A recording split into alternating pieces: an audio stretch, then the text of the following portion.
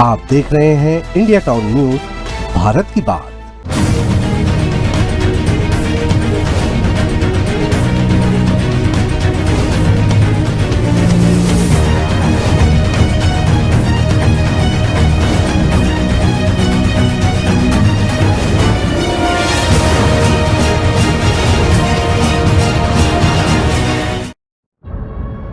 दिल्ली चुनाव के दिन ही क्यों कुंभ में मोदी ने लगाई आस्था की डुबकी। मोदी की डुबकी या फिर पुरानी स्ट्रेटजी। पीएम मोदी की कुंभ यात्रा पर विपक्ष क्यों उठा रहा सवाल। यूपी से लेकर दिल्ली तक इस धार्मिक यात्रा पर क्यों हो रहा बवाल। और क्या गंगा में डुबकी लगाकर दिल्ली की बैतरणी पार कर पाएंगे पीएम मोदी। नमस्कार, वंदन। मैं हूं मयंक तिवारी और आप मेरे साथ देख रहे हैं भारत की बात। भारत की बात में आज बात दिल्ली चुनाव के दिन मोदी की कुंभ यात्रा की। आज बात मोदी की आस्था की डुबकी पर उठने वाले सवालों की।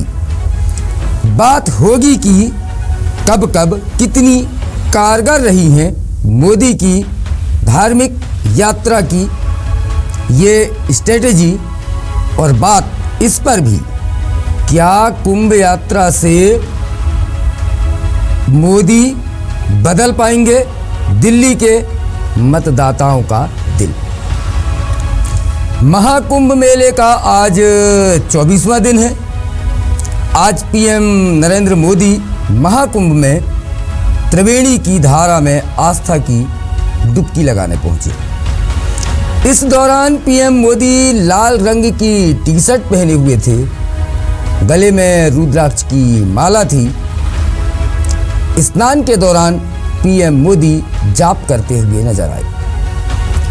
इस दौरान उन्होंने सूर्य की परिक्रमा भी लगाई। प्रधानमंत्री नरेंद्र मोदी ने आज यानी 5 फरवरी 2025 माघ महीने की अष्टमी तिथि पर पुण्यकाल में पवित्र डुबकी लगाई है। इससे पहले साल 2019 के कुंभ के शुरू और बाद में भी पीएम मोदी कुंभ मेले में आए थे। 12 साल के बाद लगने वाले महाकुंभ में इस बार आयोजन जो चल रहा है वो प्रयागराज में है। पीएम मोदी की सुरक्षा के लिए पूरे क्षेत्र में खास अलर्ट जारी किया गया था।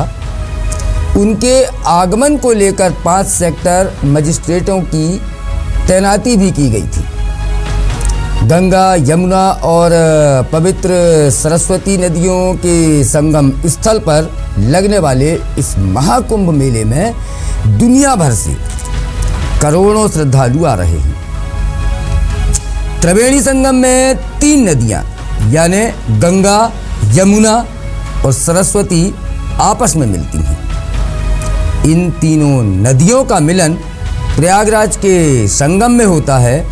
प्रयागराज एक तीर्थ स्थल है, यहीं पर शाही स्नान होता है।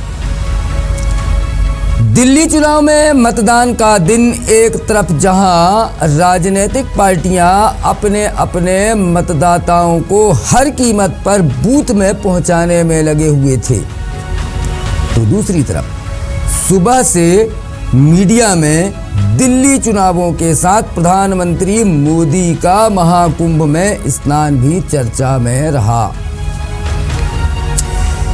पीएम नरेंद्र मोदी महाकुंभ में डुबकी लगाने पहुंचे और इधर आम आदमी पार्टी के साथ ही कांग्रेस को फिर राजनीति का मौका मिल गया। जिनका आरोप है कि पीएम मोदी ने आज का दिन यानी 5 फरवरी का दिन संगम स्नान के लिए इसीलिए चुना है ताकि दिल्ली विधानसभा के लिए होने वाले मतदान में वोटर्स को प्रभावित किया जा सके। अब बात करें विरोधियों की राजनीति के इन आरोपों की, तो इनमें भैया गलत क्या है कि भारतीय जनता पार्टी को चुनावों में विजय दिलाने के लिए अगर पीएम मोदी इस तरह की रणनीति पर भरोसा करते हैं तो कोई गलत नहीं करती। भाई क्यों ना करें, वे भी तो राजनीति ही कर रहे हैं। और इस तरह की रणनीति के बल पर ही मोदी ने अपनी पार्टी को कई बार जीत भी दिलाई है। इस पर आगे चर्चा करूंगा आपसे, कब कब उन्होंने धार्मिक यात्रा की और कब कब भारतीय जनता पार्टी को जीत मिली। लेकिन सवाल यह है कि क्या कोई भी नेता अपनी आध्यात्मिक यात्रा के जरिए जनता या मतदाताओं को प्रभावित कर सकता है? क्या बिना कामकाज किए ऐसा हो सकता है कि बस डुबकी लगाते हुए या मंदिर मंदिर घूमकर कोई जनता के मन को जीत सकता है? ये बात किसी भी तर्कशील व्यक्ति के गले नहीं उतर सकती। बात अगर अब प्रधानमंत्री नरेंद्र मोदी की अगर करूं तो वो पहले भी वोटिंग के दिन अपनी आध्यात्मिक यात्राओं को अंजाम देते रहे हैं। 2014 आपको याद होगा, पीएम बनने के बाद मोदी अब तक कुल 11 बार वोटिंग के दिन किसी न किसी तीर्थ यात्रा पर रहे हैं। इस दौरान 2 बार लोकसभा और 6 राज्यों में विधानसभा चुनाव हुए और दोनों लोकसभा चुनाव में बीजेपी ने सत्ता हासिल की, जबकि 6 राज्यों में से 4 राज्यों में बीजेपी ने सरकार बनाई। यानी कि प्रधानमंत्री नरेंद्र मोदी की वोटिंग के दिन होने वाली आध्यात्मिक यात्रा अधिकतर बीजेपी के लिए फायदेमंद रही है। अब अगर बात चुनावी इतिहास या पैटर्न की करें तो वोटिंग डे पर ही नहीं, चुनावी प्रचार की शुरुआत से लेकर पर्चा दाखिल करने तक हर नेता मंदिर, पूजा स्थल जरूर जाता है। लेकिन कह सकते हैं कि तीर्थ यात्रा पर जाना मोदी की पॉलिटिकल स्ट्रेटेजी का हिस्सा हो सकता है, पर यह कहना कि इससे पार्टी दिल्ली जैसा कठिन चुनाव जीत लेगी, यह सही नहीं है। अगर वास्तव में ऐसा होता तो कांग्रेस और आम आदमी पार्टी भी पीछे नहीं रहती। आखिर अरविंद केजरीवाल खुलकर इन चुनावों में हिंदू कार्ड खेलते नजर आए हैं, बीते चुनावों में भी खेलते नजर आए हैं। हर मौके पर वे हनुमान जी के मंदिर जाते हैं। राम मंदिर उद्घाटन के बाद वे अयोध्या भी गए थे। उन्होंने काफी पहले भारतीय रुपए में गांधी जी की जगह माता लक्ष्मी की फोटो लगाने की डिमांड भी कर चुके हैं। दिल्ली के लोगों को मुफ्त तीर्थ यात्रा कराना, पुजारियों को वेतन देना, ऐसे बहुत से कार्य हैं जिसे अरविंद केजरीवाल के सॉफ्ट हिंदुत्व के समर्थक के रूप में देखा जाता है। अगर केवल कुंभ में डुबकी लगाने से पार्टी के कुछ वोट भी बढ़ जाने की उम्मीद होती तो राजनीतिक दल कांग्रेस, आम आदमी पार्टी वहां लाइन लगाकर खड़े हो जाते। सबको पता है कि मोदी के कुंभ स्नान की आलोचना करके जितने वोट मिल जाएंगे उतने वोट गंगा स्नान करके नहीं मिलने वाले हैं। आम आदमी पार्टी और कांग्रेस के बीच कुंभ स्नान का विरोध केवल इसीलिए हो रहा है कि मुट्ठी भर या कुछ जो अल्पसंख्यकों का वोट है वो उन्हें मिल जाए, बस इसी की होड़ लगी हुई है। बीजेपी और आम आदमी पार्टी में जो बीजेपी का विरोध जितना करेगा उसके साथ अंतिम समय में मुस्लिमों के कुछ वोट जरूर ट्रांसफर हो सकेंगे, ऐसा कहा जा सकता है। लेकिन यहां यह बात सही है कि जनता को जिसे वोट करना होता है वह एक मतदाता के तौर पर सीधे विचार कर चुका होता है या कर चुकी होती है कि हमें वोट किसे देना है और क्यों देना है। किस वजह से देना है। लेकिन बात करें मोदी की इस तरह की स्ट्रेटेजी की, तो इसके लिए थोड़ा पीछे आपको ले चलता हूँ। आपको याद होगा कि 19 मई 2019 लोकसभा चुनाव के आखिरी चरण में 8 राज्यों में 59 सीटों पर वोट डाले जाने थे। इस दिन प्रधानमंत्री नरेंद्र मोदी केदारनाथ मंदिर में भगवा कपड़े पहने ध्यान लगाते हुए नजर आए थे। उसके ठीक 5 साल बाद 1 जून 2024 को लोकसभा चुनावों के आखिरी चरण की वोटिंग थी। मोदी कहाँ थे तब? मोदी कन्याकुमारी के विवेकानंद रॉक मेमोरियल में 45 घंटे की साधना कर रहे थे।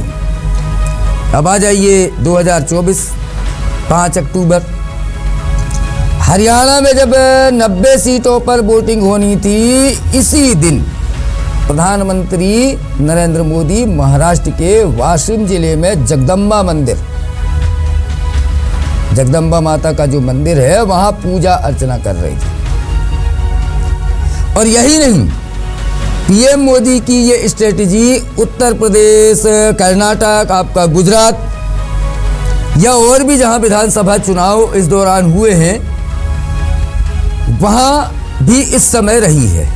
हालांकि कुछ बार उनकी यह रणनीति काम नहीं आई। जैसे आपको पश्चिम बंगाल की याद दिलाता हूं, 2021 में यहाँ पे विधानसभा का चुनाव हुआ था। 27 मार्च 2021 को पश्चिम बंगाल में विधानसभा की 30 सीट और असम में 47 सीटों पर पहले चरण की वोटिंग होनी थी। और इस दिन पीएम नरेंद्र मोदी बांग्लादेश के ढाका में यशोश्वरी मंदिर शक्तिपीठ पहुंचे और मां काली की पूजा अर्चना इस दौरान वहां उन्होंने की थी। वे औराकांडी में मतुआ समुदाय के मंदिर भी गए। पश्चिम बंगाल की 70 सीटों पर मतुआ समुदाय का प्रभाव माना जाता है, जिन्हें खुश करने के लिए अगर कहा जाए तो प्रधानमंत्री नरेंद्र मोदी गए। पर बंगाल में पहली बार बीजेपी को इतना बहुमत मिला कि वो मुख्य विपक्षी पार्टी बनने में सफल हुई, लेकिन सत्ता तक नहीं पहुंचा पाए नरेंद्र मोदी। कोशिश की थी। असम में पार्टी को अच्छी खासी जीत मिली और इस बार अब जब आज भी दिल्ली विधानसभा चुनावों के लिए मतदान हो रहा था, तब उन्होंने कुंभ स्नान किया, जिसे राजनीतिक दृष्टि से महत्वपूर्ण माना जा रहा है। और विरोधियों को राजनीति करने मोदी की इस डुबकी पर सवाल उठाने का मौका भी मिल गया।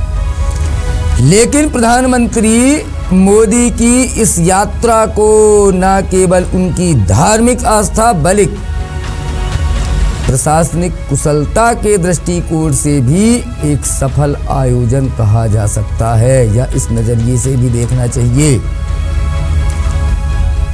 बीते दिनों भगदड़ वाले हादसे के बाद योगी की सरकार, उत्तर प्रदेश की सरकार के साथ साथ केंद्र की सरकार भी विपक्षियों के निशाने पर है। ऐसे में मोदी का खुद वहां पर पहुंचना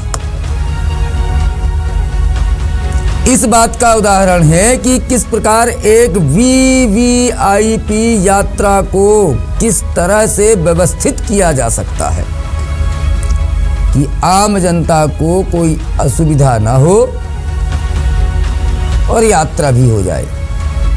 इस यात्रा का सबसे बड़ा संदेश यही है कि आस्था और व्यवस्था एक साथ चल सकते हैं, बशर्ते प्रशासनिक कुशलता और पूर्व योजना के साथ इसे अंजाम दिया जाए। प्रधानमंत्री नरेंद्र मोदी की यह यात्रा न केवल धार्मिक बल्कि प्रशासनिक दृष्टि से भी एक मिसाल बन गई, तो वहीं सियासी पारे, राजनीतिक पारे को भी हाई करने वाली ये यात्रा रही। अब देखना होगा कि मोदी की इस प्रयागराज यात्रा के बाद, कुंभ में आस्था की डुबकी के बाद किस किस तरह के राजनीतिक बयान विरोधियों के सामने आते हैं।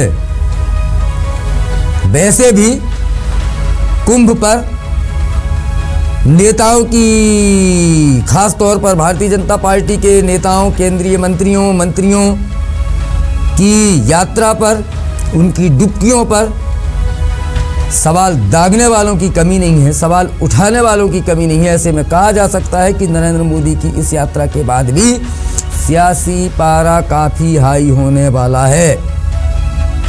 आज की भारत की बात में फिलहाल इतना ही। अब मुझे दीजिए इजाज़त। ऐसे ही किसी खास मौके पर आपसे फिर करूंगा भारत की बात। तब तक आप अपना ख्याल रखिए, स्वस्थ रहिए, स्वीकार कीजिए मेरा नमस्कार।